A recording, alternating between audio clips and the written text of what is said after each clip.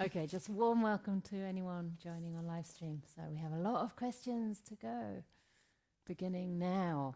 Dear Ajahn Brahm, concerning the 5 hindrances from more society. Very good. That's not the answer yet. Dear Ajahn Brahm, concerning the 5 hindrances, remorse is one of them, but getting rid of remorse, does it mean you don't regret anything? Correct. You don't have to, because the karma you created. You create karma, you can uncreate karma. You can, what's it called? Transcend. No, not transcend yet. You can dilute it. Dilute it so much that it doesn't affect you. You've all done so much karma, you will get enlightened before you reap all the benefits of the good karma you've made, and you paid for all the bad karma you've made. There'll be lots of karma, which they call ahosi karma. Ahosi karma, part of the word means karma which has just disappeared. You haven't got its benefits, you haven't got its pain. You've gone past that. Doesn't mean that whatever karma you've done, you will have to pay for it. Normally you do, but this time you don't. Okay. Okay, go on. Dear Ajahn Brahmana Canda, has a layperson better conditions to experience jhana? Has a layperson better conditions to experience jhanas if they have no sexual relationship? Thanks for your kindness and wisdom. So I would say it's kind of the other way around. It's more that the more you practice, the more you meditate, the less interest you'll have in sexual relationships. Even if you're in a relationship with a loving partner, that kind of need for intimacy in that way will start to subside. And I found that from my own practice, in my early practice life. It didn't take long before I came out of wanting any kind of relationship, simply because the meditation was so much more interesting, so much more fulfilling. And I was basically celibate from the age of about 25, about 6 years before I ordained, 5 years before I ordained. And that was just through the practice. The problem with sort of doing it the other way around and saying, let me have no sexual relationships so that I can experience jhanas is twofold. First of all, you may be repressing something, and then it can come out in really unwholesome ways, right? You can't really pretend you don't have lust. Maybe it's going to come out in ways, maybe you want to watch porn, or, you know, you can't get rid of things that way. And also, if we're doing something in order to experience jhana, that's not really letting go. That's not really allowing a process to unfold.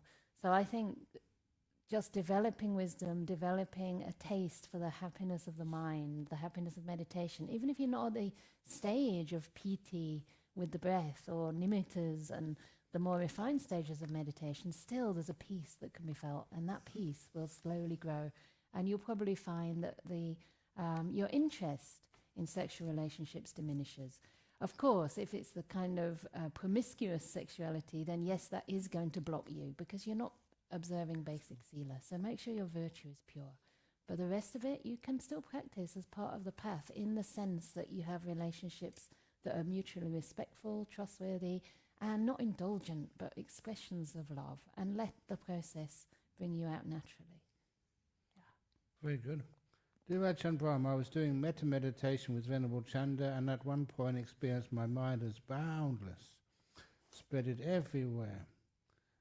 Could you collect it again afterwards? Or was it just you lost some of it somewhere? No, she could. They could.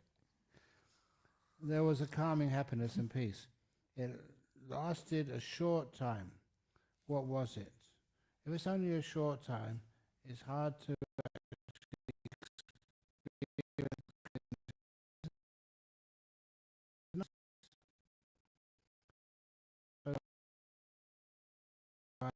about it. You had a lovely happiness, peace, a taste of freedom, and see why it was there and how it can come back. I couldn't feel the body, but heard Venerable's guidance. Excellent. Well done. Okay, that's for you next. But can I do one first?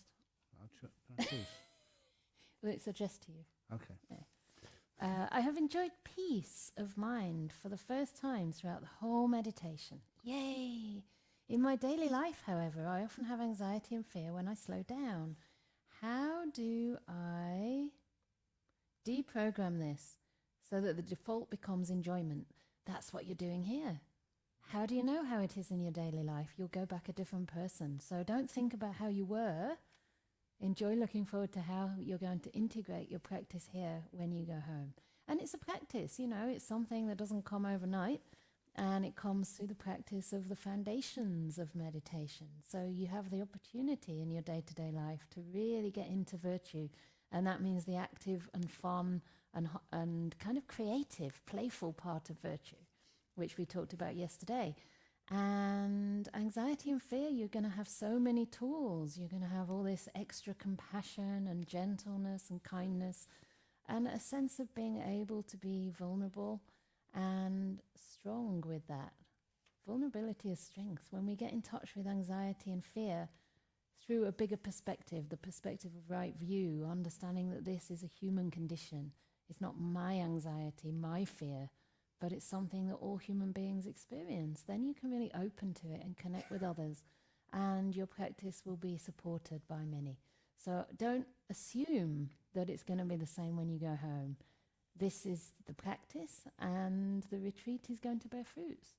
So try not to have too many expectations about how that's going to manifest, but just take every experience you have in your daily life as an opportunity to practice kindness and peace.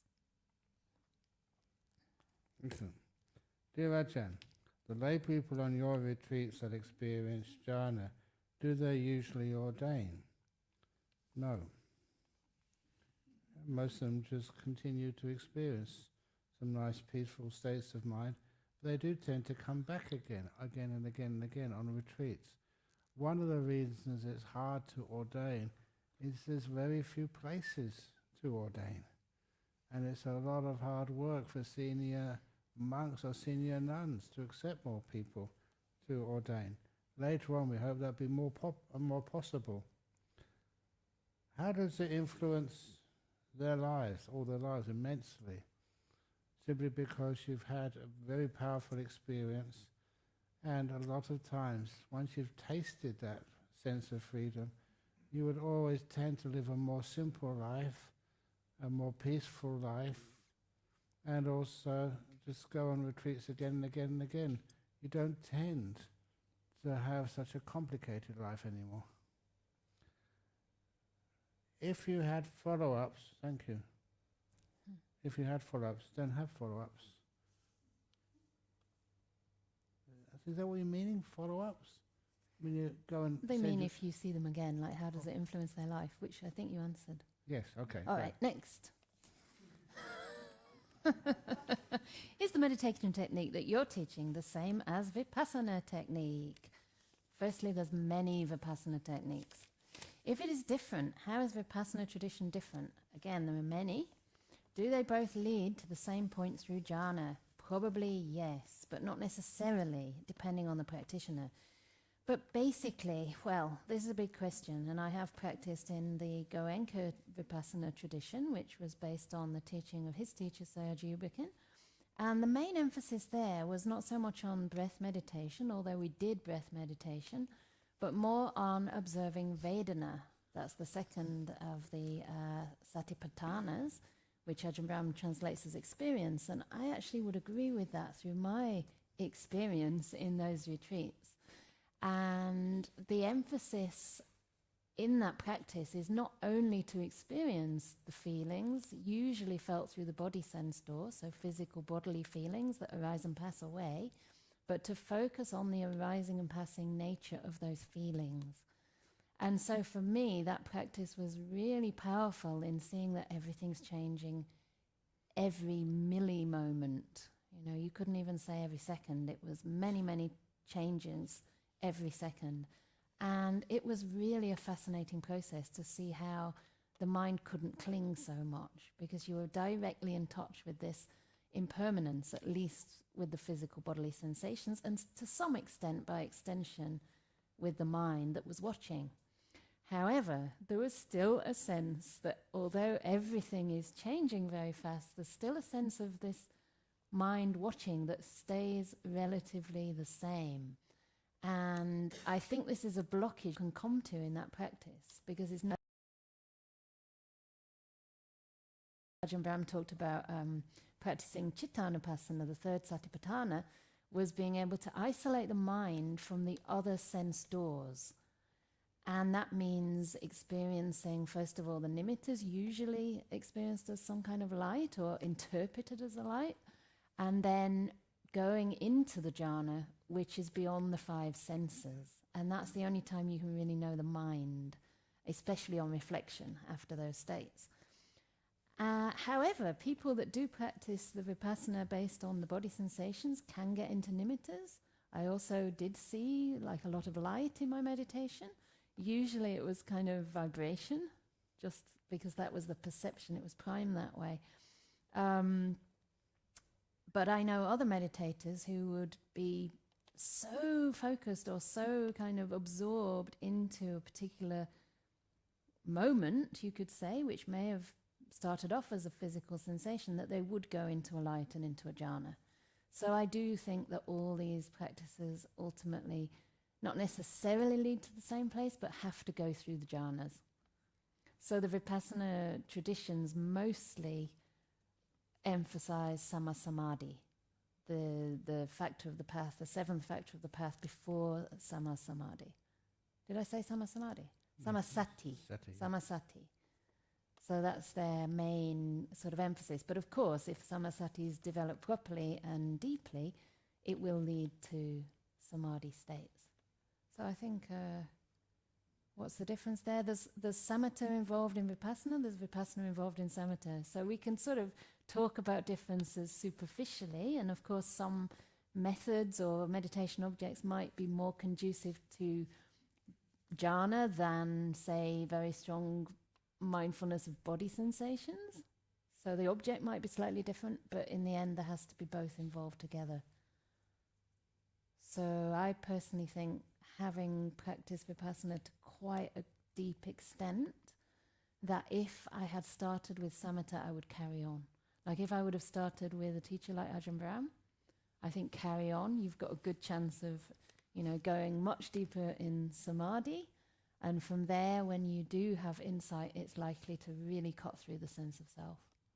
So anyway, you can try vipassana courses, but I think you've got a good thing going already. So my advice is carry on. Carry on. In the meditation before lunch, Ajahn Brahm talked about a purple nimitta. I experienced a purple, beautiful light that kept changing in color from dark purple to pink, but it was consistent.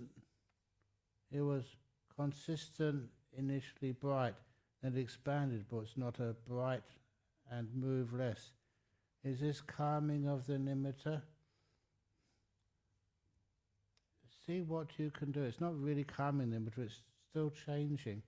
First of all, to see if you can empower that nimitta, brighten it up, give it more energy, so it's brighter and brighter and brighter, and then sort of bring it to a sense of stillness and calmness, and then it will attract you right in. If it then went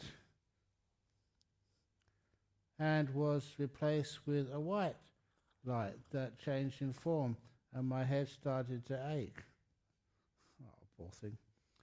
I find that my head aches when I reach this point, and I try to retrieve my steps, being gentle to the head, but this does not work. I try to let go, and sometimes the light gets brighter. I knew I should do nothing, but the headaches distracts me. I've been practicing patience, as you suggested.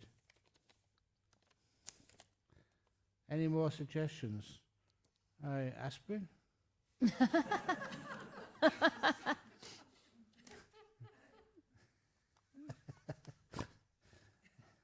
No, sometimes physical, usual remedies for headaches actually work.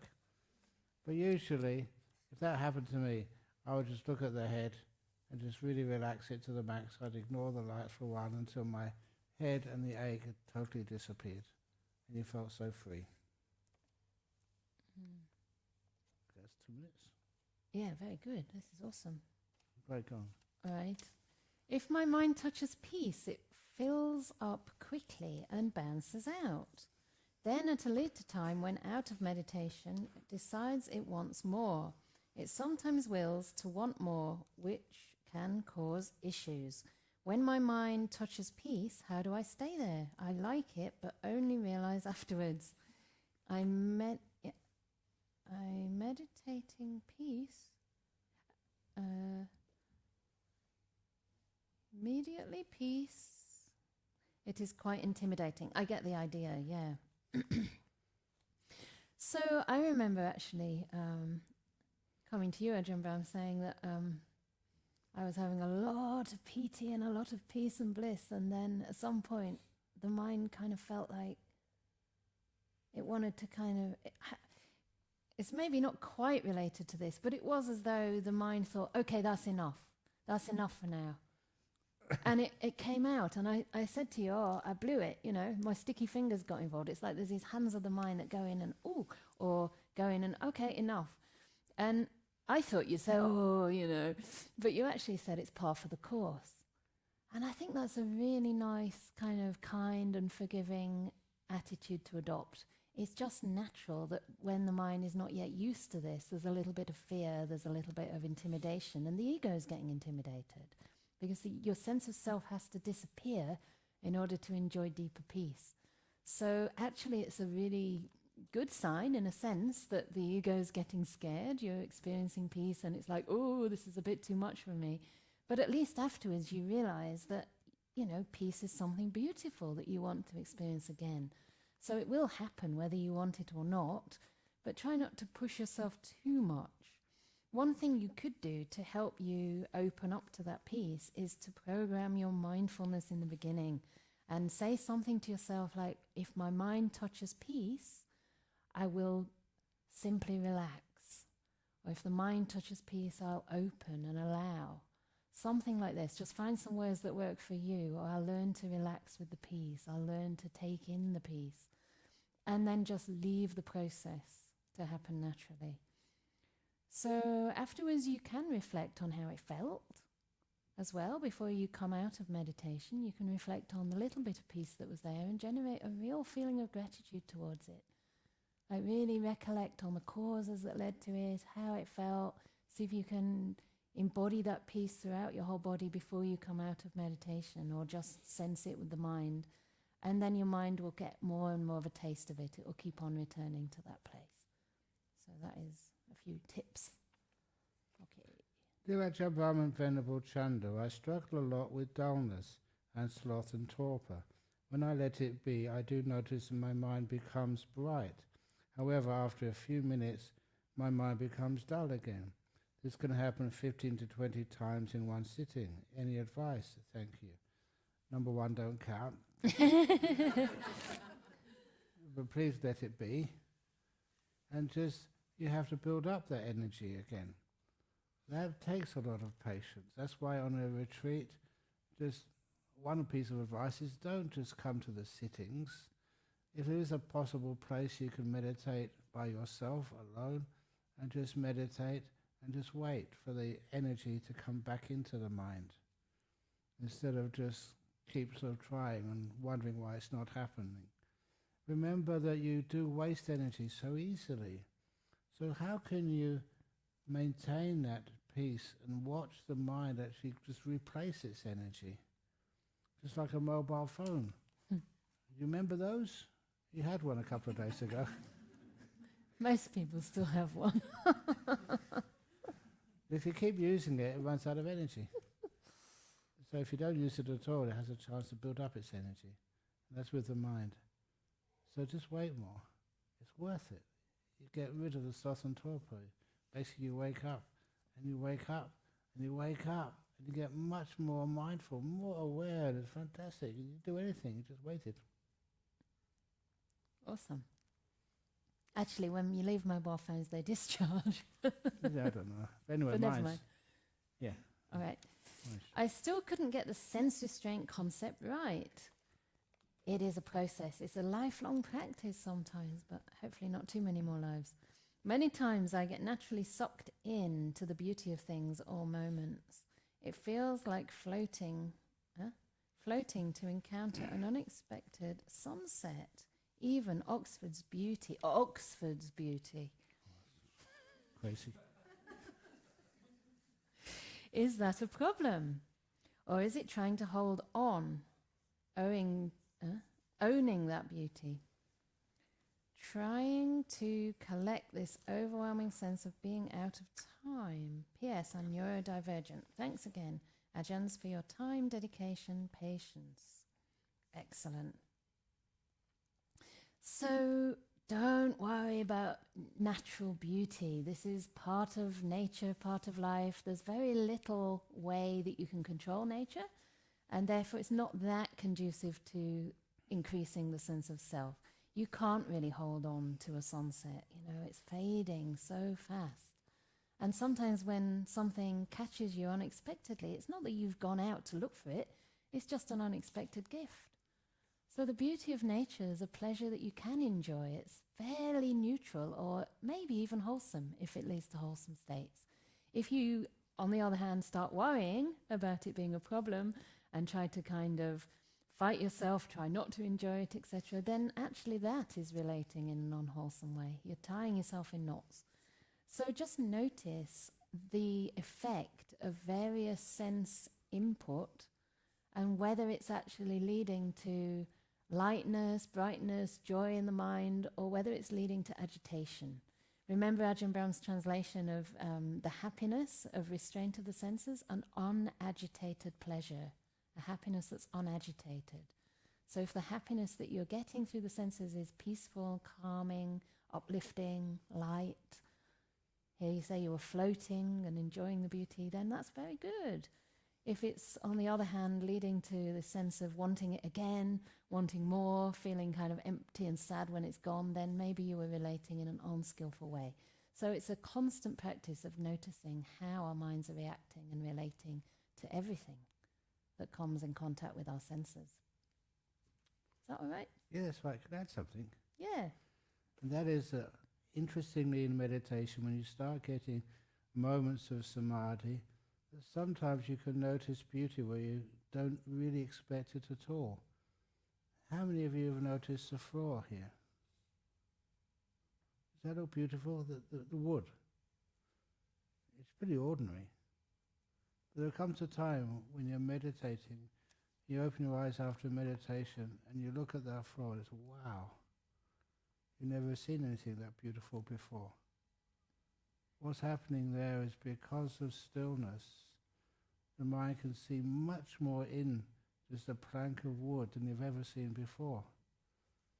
And it kind of blows your mind. I mean, how come I haven't noticed that all this time? And you do it naturally. You can't force yourself. Sometimes you just go past a flower, a blade of grass or something, and it looks the most beautiful you've ever seen.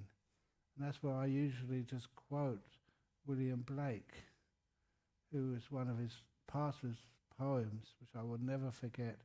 To see a world in a grain of sand, a heaven in a wild flower, hold infinity in the palm of your hand and eternity in an hour. Please know that these Q&A sessions last for 1 hour.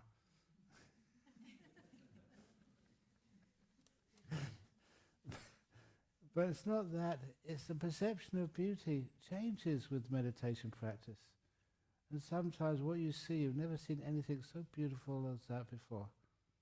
Can I tell that other story? The gross one? Nah. Well, you're going to do it anyway. Yes. Okay, I can't resist it. Okay, this is in Jhāna Grove, the retreat centre which I built over in Perth. And just one day, just teaching over there, of course I had to go to the toilet, as human beings do. Had such really good samadhi. And there's really a lot of bliss when you're watching your mind. So I went into the loo, the toilet, to do a number 2. And then usually it's a good idea to do this, actually, to look at the content of the toilet bowl. before, you flush, so they can make sure that everything is nice and healthy. So when I looked at the content of the toilet bowl, wow. In my whole life I've never seen anything so beautiful. It was not just one colour of brown, the totally different shades of brown, because your mindfulness is so strong. You can see so much more than you can ordinarily see. Sometimes people are so busy, they just see and they press the button and they lose all that opportunity to see something which is really stunning. And all those different shades. I'm being serious here. All those different shades of brown, a really dark brown, a bit lighter brown, just the way that those balls were actually just all fixed together. Glistening. Sorry? Glistening. Glistening, yeah. It had a little bit of mucus on the outside. That made it glisten. And that's just what it looked like. Now, when you go to the fragrance, don't say smell, the fragrance of it. Have you ever noticed...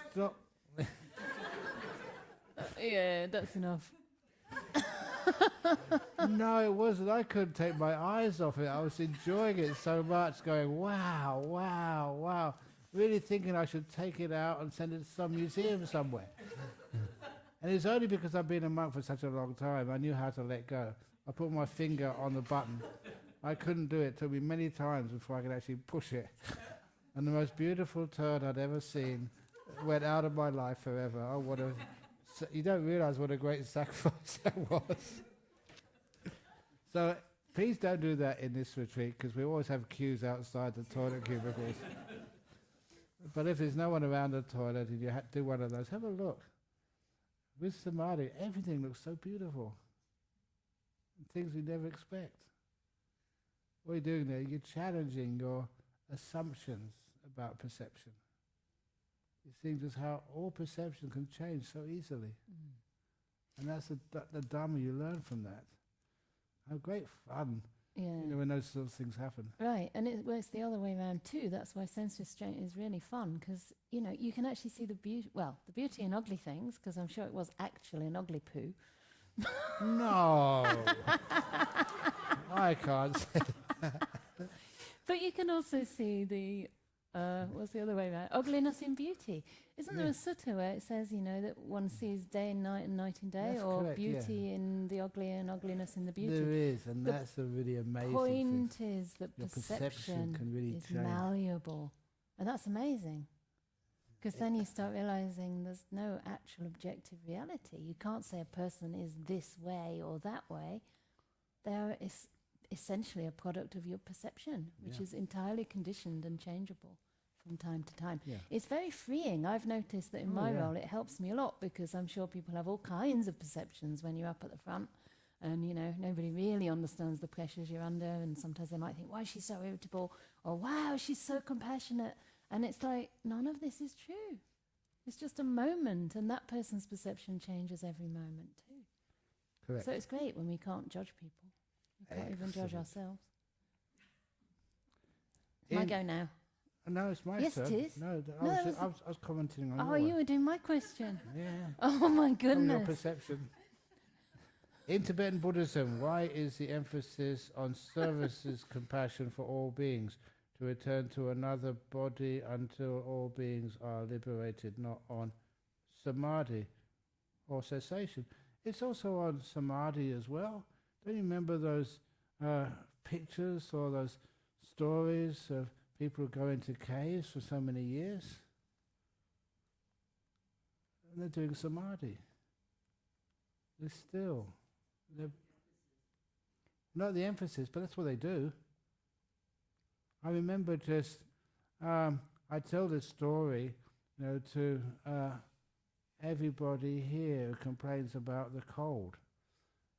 I said, over in what I remember reading in Tibet, that to train to be able to go into a cave by yourself and live for a long time, without any heater or just a few robes, you have to do a training. And the test, they said, was you go out into one of the snowfields in the middle of the night, and you take off all your robes. Don't worry, no one's actually following you. They're all in bed somewhere. And you take off all your robes and you get a big blanket. You're allowed a blanket. And you sit next to a lake in a windy place. And you use the blanket to dip it into the lake first of all, and then to wrap it around you. That's pretty cold.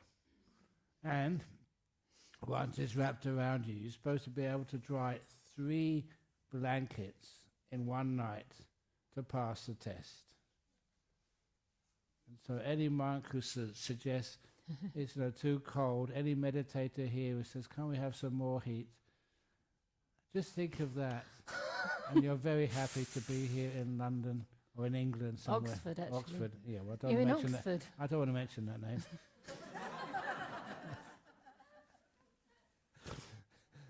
It's not that bad.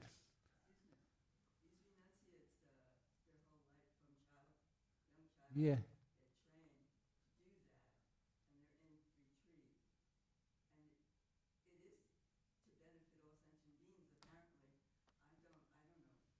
Yeah, correct.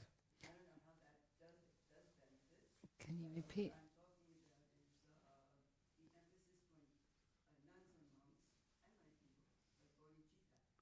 Yes.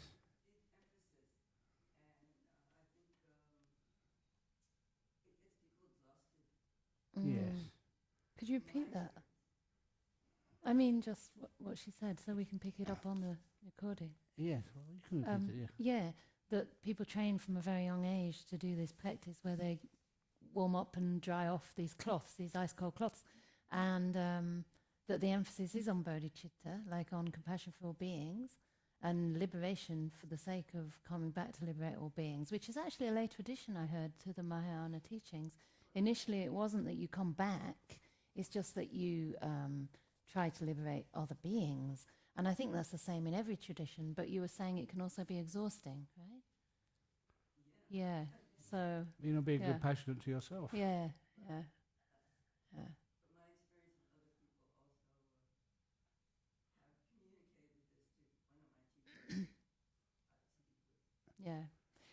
I personally feel to practice compassion, you have to have compassion to share. You know, if you're only practicing compassion to others, but you haven't spent enough time developing it in yourself and for yourself, then you'll obviously burn out very quickly.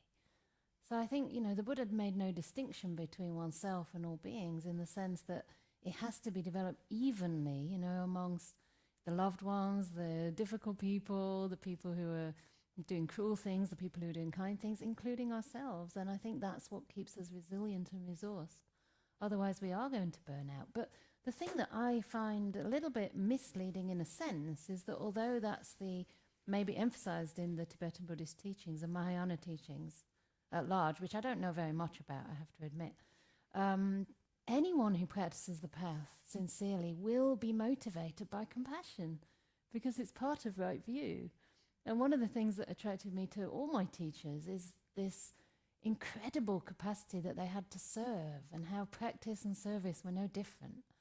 My first teacher used to say the 2 signs of developing in the practice are not piti and sukha and jhāna or anything like that. He said they were a feeling of gratitude and a wish to serve others. They're the 2 qualities that have to be developing if you're practicing the path. And that was a wonderful orientation for my practice, because any time I start to think all about myself and my own liberation, I'd realize, hang on a minute, what about everybody else? Why don't I serve more? Why don't I actually help other people? And that would give me a much wider perspective and put things back on the path. So I think it has to be a combination of service and practice. If it's only practice, that's no good either. So only meditation is lacking something. I don't know. You want to say anything else? I answered that one. Yes. Pretty much. I'm not giving you All any right. service. Okay, I'll do the next one too. I'll give even more. You give so much service. That's what I was impressed with, because I was hearing your talks about deep meditation and insight, by the way. And then hearing that you were teaching like 4,000 people in Singapore. And I'm thinking, what? You'd jump off the aeroplane, 8 a.m. straight to the talk, and then all the way through till 10 p.m. And I just thought, that's amazing. That's really what I want to cultivate too. No, when you're talking to one person, it's the same as talking to 4,000. It's the same effort. But your schedule was like, oh my gosh, I'd die. Anyway, thank you and everyone else involved in creating and organizing this meditainment. Oh, that's good, yeah. Like that. Can I smash up meditation with entertainment retreat? Sometimes during a meditation, or maybe an entertainment, I experience pulsating waves throughout my body. I can only describe these waves like slow electrical pulses, but harmless, or cold shivers, but I'm not cold. I should hope not. I enjoy these waves, so I don't try to stop or alter them. Just enjoy them. Any idea what they may be? They are there for you to enjoy. That's what they are. So yeah, you could give it names, but then if you give it names, you might want to have them again, and you might want to think, which stage am I at? Basically, this is just a kind of product of practice, and things are getting calm. You're starting to experience some pīti, which is like rapture.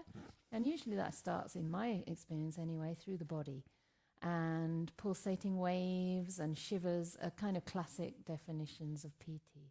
Pīti can be other things too. It can be much subtler than that. It can be just a kind of very light, sort of floaty feeling, or it can be more mental as well. I think you've got the right attitude to it, not trying to stop or alter, not trying to analyze either, but just enjoy them. And gradually they'll probably settle down, and your body will start to dissolve and disappear, and the pīti, the happiness and joy, will go into the mind.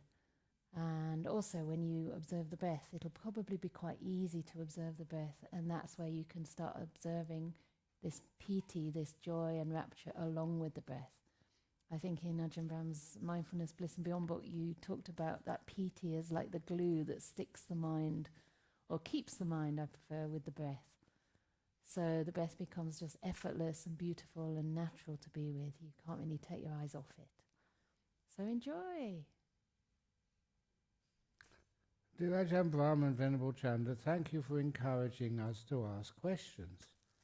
When there was intense bodily suffering, letting go and getting into peaceful states throughout day and in meditation was easier for the mind because you had no choice, with no bodily suffering to focus on. I noticed the controller and doer taking over the mind strongly again. Daily life and meditation. Any advice on lessening the influence of the doer and controller again, and reconnecting with the ability to let go that I've had?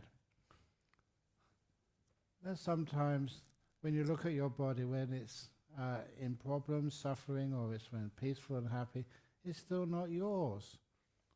So would you try and control my body? Hands off. It's not yours. So it's nice to know that this body of yours, if it's happy or if it's suffering, is still off limits. So don't do anything. Leave it alone. It's much more fun. And you don't even have to worry about it if it's not yours. If somebody else owned your body. Do you own my body?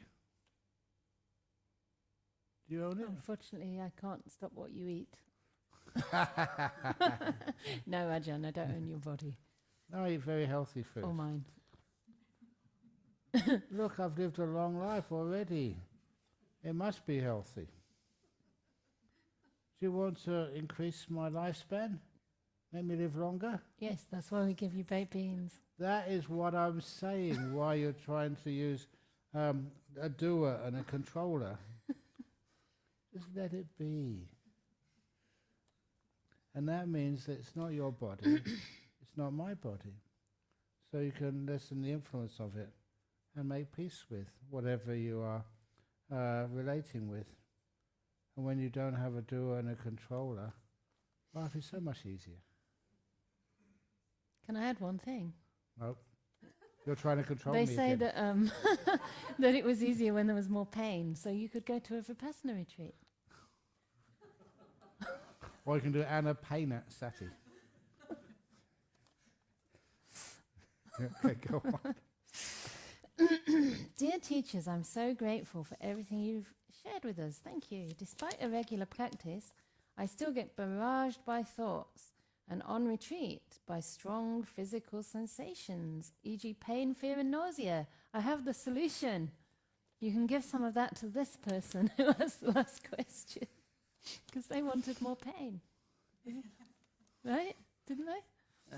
Anyway, for some people it's a problem, for some people it's not. I keep returning to the instructions and greeting that which arises with kindness. When I can master this. Sometimes I need to take breaks because this can be quite exhausting. I'll just stop there for a moment. One of the things that might be exhausting is that you keep trying, or you keep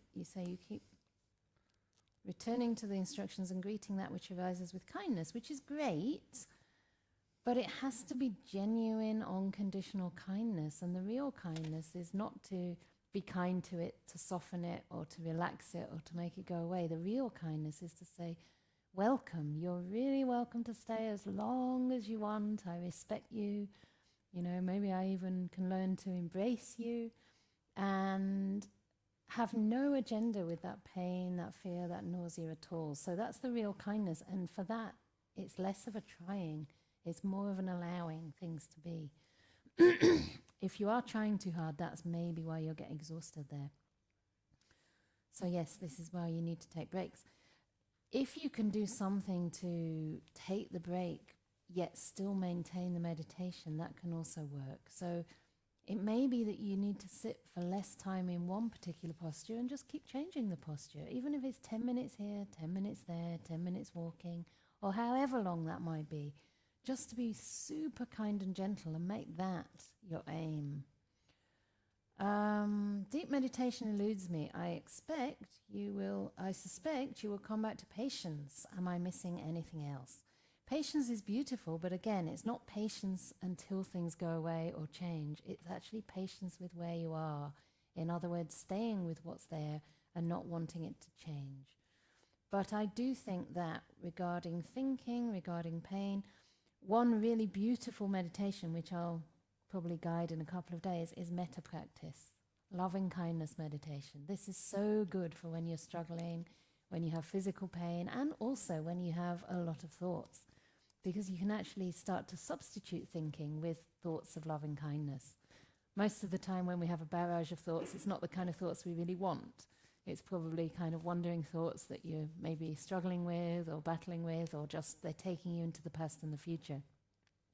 So if you want to try and practice metta meditation, you just take a very, very simple thought, connecting with your deepest wish for yourself, or if yourself is very difficult, you can choose a loved person, a person you respect, a person you're grateful for, someone who lights you up when you think of them, and just get in contact with your deepest wish for them. And choose a very simple phrase like, may you be happy, may you be content, may you be free, or may I be free from suffering, may I be at ease, may I be truly content. And you really connect with that wish as you repeat those words silently to yourself. And then you just stay with any part of the body. Usually we say around the chest, but it can be any part of the body that feels relatively comfortable. And you just wait. You just stay present in the present moment with those physical bodily feelings that are easeful. And then you repeat another phrase, again connecting to your heart's wish for yourself. And so this starts to replace those other thoughts, but it gives the mind something to go with, something that's actually soothing and calming and really conducive to wholesome states. So I would really suggest to practice with the metta, and at some point you might start to experience like a warm glow, like a feeling of softness. Don't worry if it's not there. Again, you're not practicing metta to feel better. You're practicing metta because it's a beautiful intention and it's wholesome thoughts. And gradually the feelings of metta may start to grow. And when they do, you'll find that the physical bodily discomfort really starts to disappear, and your whole body can become suffused with this kind of loving kindness and peace, and piti as well. So I would definitely suggest making loving kindness at least a part of your practice, if not quite a significant part, and then you may find some success with that. Very good. I experienced lights during meditation and a lot of joy. In my next meditation, I seem to have some assistance, perhaps worry, pressure for it to happen again. It did. But any tips for letting go? It may happen again in your next meditation, but it won't continue if there is some pressure or worry for it to happen again. Any tips of letting go? The letting go is just relaxing to the max. And relaxing to the max means that taking any pressure off the mind totally. And you find those are creating the conditions for the joy lights to come again. Notice that it's not because you will yourself to get joy and beautiful lights. No, the causes are contentment, again that patience, and they're not expecting anything, just letting it happen. You're supposed to get out of the way, not actually doing anything, and that means it happens more often, more deep, and more long-lasting. It's much more fun. This is what we learn as a meditator, how to let go. Don't control the world, just to observe it with kindness and with peace. That's why I always like that kindfulness idea. And I also kind of developed that 1,000-petaled lotus and opening up with the warmth and light of the sun. So as long as the sun is shining and its warmth is light there, you know that lotus is going to open up and you get deeper and deeper into it. As you get deeper and deeper into it, that's when you see the lights, you have joy, you see even more profound things. So keep it simple. Keep it simple, baby. Keep it simple. Is that a phrase, or did you make that up? I'm making it up. Okay. Thank you from the bottom of my heart for teaching us the Dhamma. This is really good on day 2, isn't it? They're like on a lightning speed course. Yeah, I think we should finish. It's really good. You mentioned the 4 fruits one can expect from being a jhāna-holic. Yeah, jhāna-holic. That's a nice word, isn't it? Are you a jhāna-holic? Absolutely. I missed being born in the Brahma realms, meaning not the one where anagamis go. In other words, you're talking about that as one of the fruits of practicing the jhanas. From my understanding, do jhanas not automatically lead to one of the stages of enlightenment? From my understanding, do jhanas not automatically lead to one of the stages of enlightenment, full stop? I think you mean they don't automatically lead, right? Is it? Impermanence, non-self, and the nature of suffering must be realized as well. And I have heard that being born in a Brahma realm is not so helpful for realizing these. Okay, so it may be one of the benefits, but not the benefit the Buddha talked about. So, of course, if you practice a lot of jhanas and you're not a stream winner, you don't have deep insight yet, you may be reborn in one of the Brahma realms. Even if you are a stream winner, I think you can be reborn in the Brahma realms, but you can still continue to practice because you have right view. So not only can continue, will automatically and must and have to inevitably continue, because a stream winner has to and is bound for full enlightenment. But remember that jhanas are only the 3rd tetrad of the Anapanasati Sutta, and as a result of practicing jhana, automatically the 4th tetrad of the Anapanasati Sutta happens. And in the 4th one, that is where we have that insight into impermanence. So there's anicca, patisamvedi. So we understand impermanence as a result of the deep meditation. Because what the jhanas do is make the mind very malleable. So the mind is what the Buddha called mudu, soft. And a malleable mind is unbiased, so it can see anything without its own agenda. It can see things fresh. And it's very steady. It can really penetrate deep into things and see something you've not seen before. So when I talked about the practice in Burma that I was doing with vipassana, we did have a lot of insight into impermanence, but there was something missing. It wasn't full insight into impermanence, which is why stream winning didn't occur. But empowered by the jhanas, you're going to see aspects of experience that you still thought were permanent. And so that impermanence and that insight will go much, much deeper. From impermanence, the next insight that happens after deep meditation, and of course not necessarily the first time, but over time, is that things start fading away, viraga. So because things are impermanent, again, there's no possibility to hold on, right? How can you hold on to something that's changing? It's like trying to grab sand in your hands. It's just slipping through your fingers. It has to fade. And the next one is nirodha, cessation. So you actually see things cease. And of course, in the jhanas, you've already seen a lot of, you've seen will cease in the second jhana, and then, the 5 senses have ceased even in the first jhana. And now you have the opportunity even to see the mind cease. And then lastly, patinissaga, that's the last stage of the Anapanasati Sutta, the letting go that happens automatically.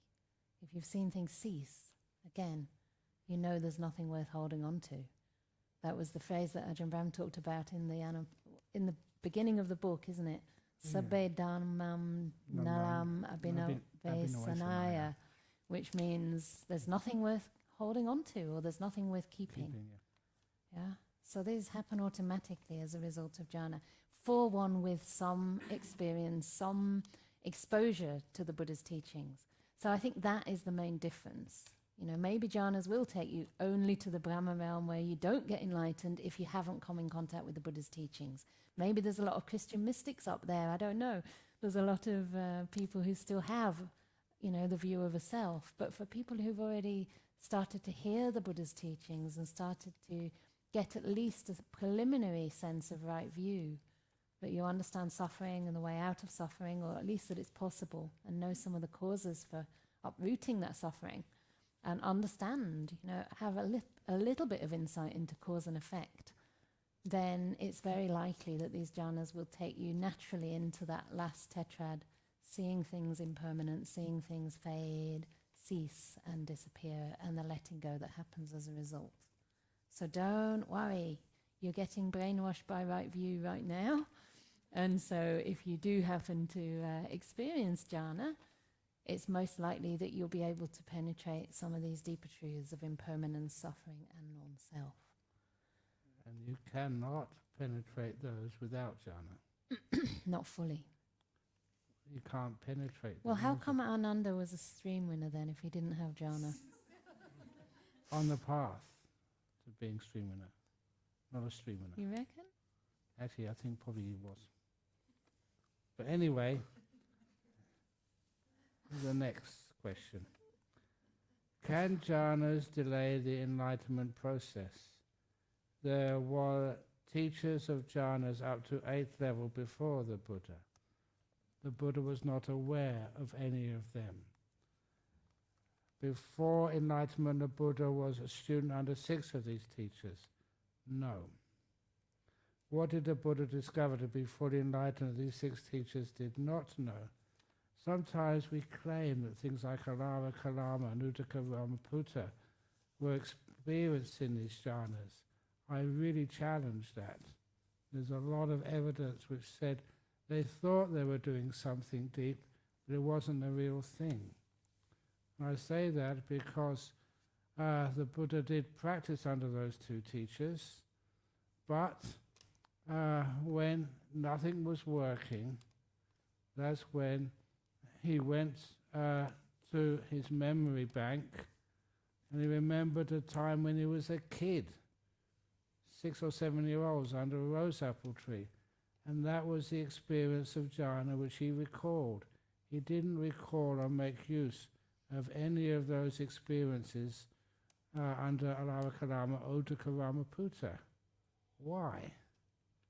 Number 2, once he had that realization that jhana was important to attain enlightenment, he noticed that it's very difficult to get those jhanas when you're so emaciated and so weak and so sickly. It's not impossible, but it's much more difficult. So he started to eat, rest, wash, so much so that his body changes was such that his first 5 disciples thought he'd given up the path. They rejected him at first. And so he was telling us that it wasn't recognized as a valid path to get that healthy body enough to develop these jhanas. And number 3, this was when probably the most experienced or famous teacher in competition with the Buddha at that time was Mahavira, otherwise known as Niganthanataputta, the leader of the Jains. And one day, one of the Buddha's disciples, they were arguing, said, "We hear that the Buddha says you can stop all thought and get into a jhana." And he said, "No, what do you think, Chitta? Do you agree with that? Do you believe that?" And Chitta, the householder, said, "I don't believe that at all."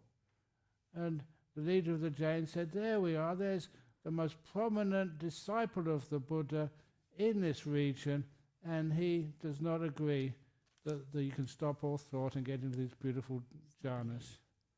And that's when Chitta replied, "Yes, I don't believe it. I know it because I do the jhanas all the time." Now, if the leader of the Jains didn't know about jhanas, and it was a huge path at that time, why not? If other people were practicing those jhanas at that time, how come no one knew about them? Certainly, this was not the first time that the Buddha practiced jhanas. Our Buddha, Siddhartha Gautama, he once smiled at a certain place and then he told Ananda why he was smiling when he passed over this place. He remembered a past life he had there as Jyotipala. And Jyotipala was a very proud young man, and his best friend was Gatikara, the potter.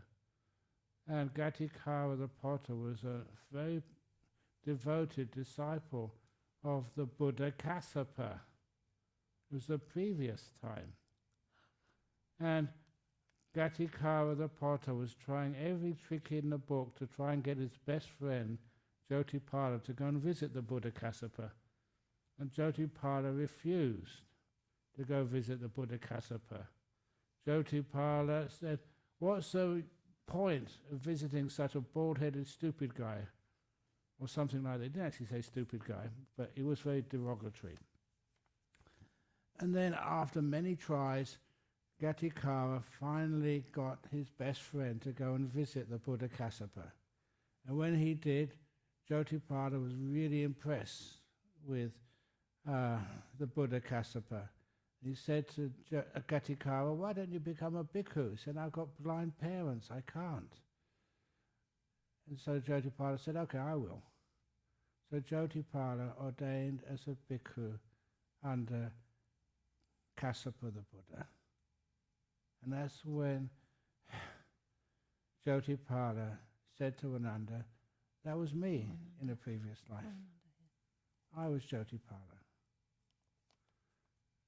So in a previous life, our Buddha, Siddhartha Gautama, was a disciple of another Buddha, of Kassapa the Buddha.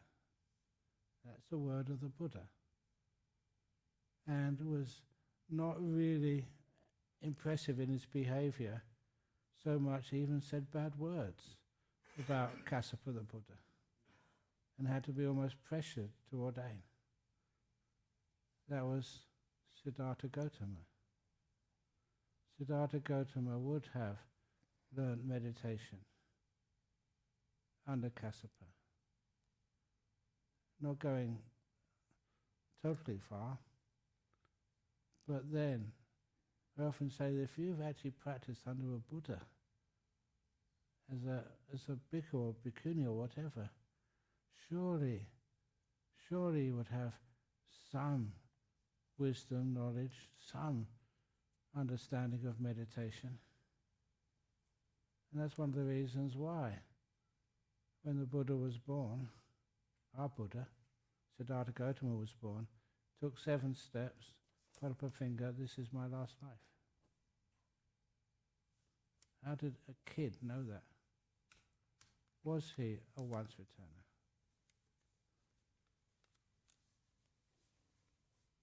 And then took it further and became a Buddha. Okay, questions for you. So anyway, jhanas don't delay enlightenment. They actually accelerate it. Okay, we've got 5 minutes, but I don't know if we can do a few more. Go on. All right, does this Ajahn for you? Okay. Okay, I'll do this one. At some point over the last few years, my chitta had insight into viveka. When perceptions arise, the chitta releases them or doesn't cling at all, and there's instantly the arising of pītisukha. This pītisukha is not like any worldly happiness, sometimes subtle, sometimes powerful and intense, but always the most beautiful and amazing happiness. Wonderful. I follow the Buddha's instruction and fill my whole body with this bliss without effort. I let go of agency, the doer. You say the body disappears, but my experience is a full-bodied one. It feels like my mind, body are not separate, and in fact it's all body, and I'm seeing from the body. My confusion is that the Buddha said that it is body known and felt through all 4 jhanas. How come you say it disappears? All right. So in the Anapanasati Sutta itself, in the Majjhima Nikaya, number 118, I think, the Buddha actually does say that the body means, in the context of breath meditation, the body of the breath, the body as another body within or among the bodies. So he's clearly referring to the breath. And it's true that when piti and sukha start to arise, I also experience them mostly in the body, maybe because of my past experience with vipassana meditation, that I'm very aware of all the different sensations in my body. So sometimes the subtle, powerful or intense, beautiful piti does seem to happen and fill up the body and fill up the body. However, when you're actually experiencing pītisukha in the body, you think it's the body you're experiencing. It's actually Vedana. It's actually one of the mental components of existence. Vedana is mind. It's a part of the mind. And sometimes the piti can feel body-shaped. But this is just the beginning, okay? So at first, the body's becoming subtle. You might think it's the body, but it's really just pītisukha experienced through the mind. And it's still kind of within the body because the body's not fully disappeared. But this is not what the Buddha means by first jhana or second jhana. I think the difference really in the question and my understanding of jhanas is that you're still at the stage of pītisukha, but you've not yet got all the jhana factors coming together. So for first jhana, pītisukha, vitakka, vichara, and ekaggata. And ekaggata is, of course, begins with the coming together of the body and mind, of the mind and the breath, but eventually the breath and the mind merge into each other. So there's only one object, there's no duality anymore. So this is a very good practice at this stage, but it's not first jhana, it's not second jhana. The body hasn't yet disappeared, it will do. Basically that piti and sukha will become more and more subtle and more experienced through the mind. So what can often happen is you start to experience the pītisukha as light or joy of the mind, bliss in the mind, and then that mind sense door becomes so strong that the body is in a way swamped by the mental perception. Of course you still have a body, but the body is in the background, so much so that it kind of falls off the screen, so to speak. And that's when the mind starts to unify and become one-pointed, or Ajahn Brahm likes to say, reaches one peak. So this is pre-jhana, but it's a very beautiful and powerful experience. But see if you can actually allow the body to disappear, allow it to fade into the background. It will happen naturally. But try not to get stuck there. You've relinquished a lot. You say that there's no agency, no doing. There's still a little bit of agency and doing, for sure. So see if you can allow that to disappear and the body will slowly fade. Is that okay for now? Yeah. Okay, this is a very quick question. Yeah. Is jhāna 1 equivalent to once, to once streamer? They mean No, stream winning. Yes, it's equal to stream winning. Jhāna 2 equal to They mean non-streamer. Yeah, they mean the next stage. Once Jhāna retaining. 4 to arahata, etc. No. These are the causes to these stages.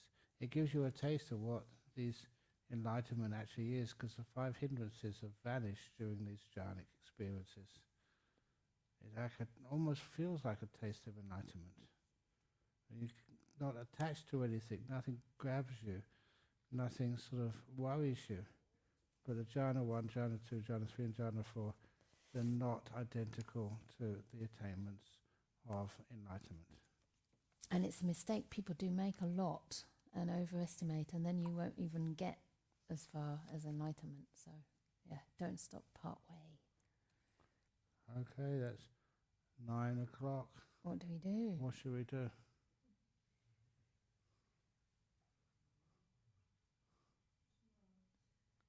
Carry on. Tomorrow. Okay, who votes to do 10 more minutes? Okay, 10 more minutes. Who votes no more minutes? Only Okay, 3 or 4. okay. Okay, we do 10 more minutes, but the people who want to leave can.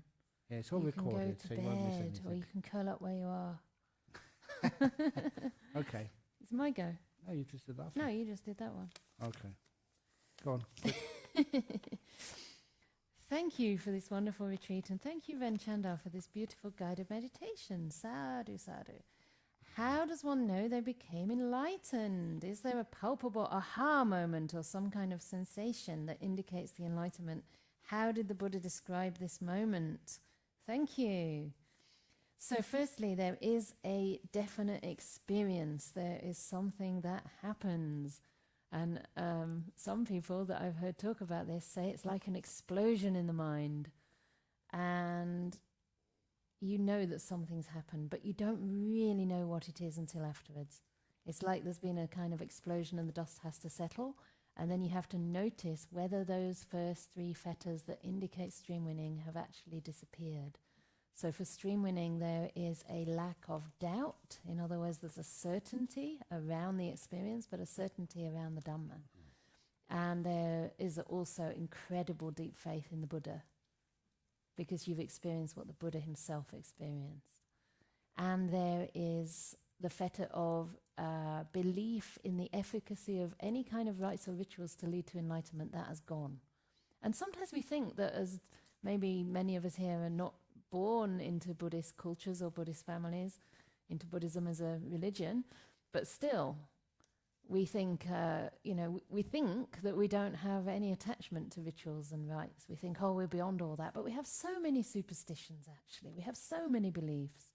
We believe that if we just try a bit harder, we'll get there. Or we believe that enlightenment can't happen to me. This is a belief.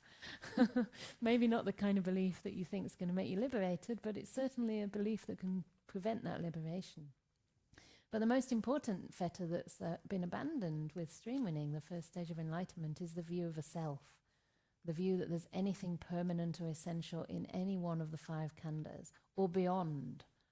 Sometimes people say, okay, well, body's not self, feelings not self, perception, let's call it volition is not self, or will, and consciousness is not self. But that means consciousness of the 5 senses.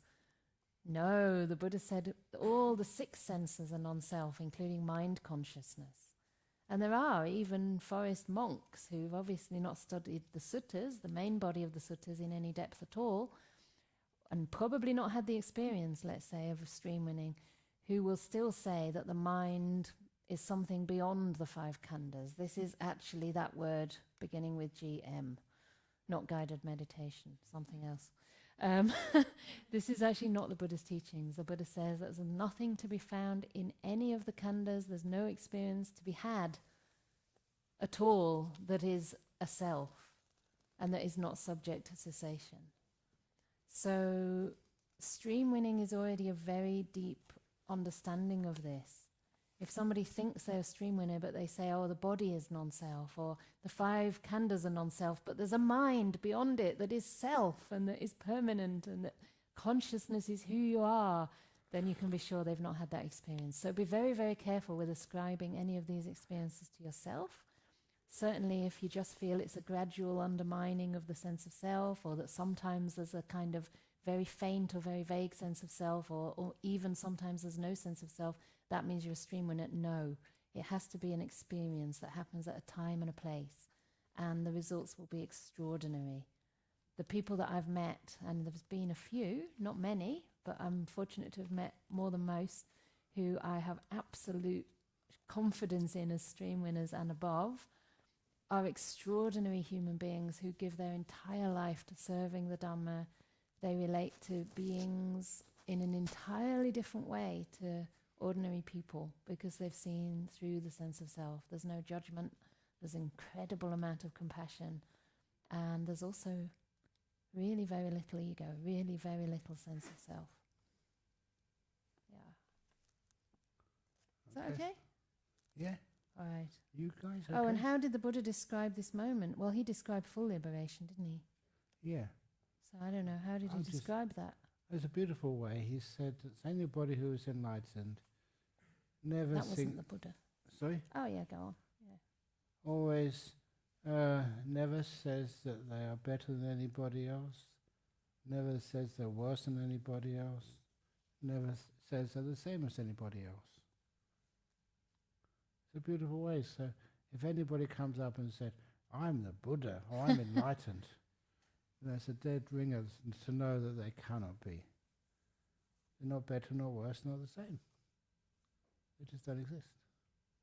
One thing that the Buddha said was, birth is destroyed. What has been done, what had to be done has been done. There's no more coming to any state of existence. Rebirth or existence, yeah. But that's full enlightenment. Yes. Yeah. And none of that is like I, right? Indeed, birth yeah. is destroyed. What Indeed. had to be done has been done. There's no more coming to any state of existence. You're free. It's amazing. Would like to be free? Sometimes people, they work so hard, they meditate so hard, and they sacrifice so much, and then when they become enlightened, they can't get reborn to enjoy it. I think it's really unfair. That's the name of the game, so once you're enlightened, you're out of here. Anyway. Okay, last question. 2 more minutes to go. Okay. Ajahn Brahma Venerable Canda, please clarify and explain on Mara. Is Mara the collective force of our defilements, the collective energy? You can say that, but it's also, it is a being, a higher being. It is indeed a higher being. How is it that this is possible when, since wouldn't the nature of being a higher being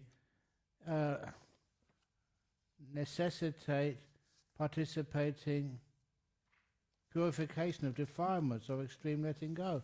No.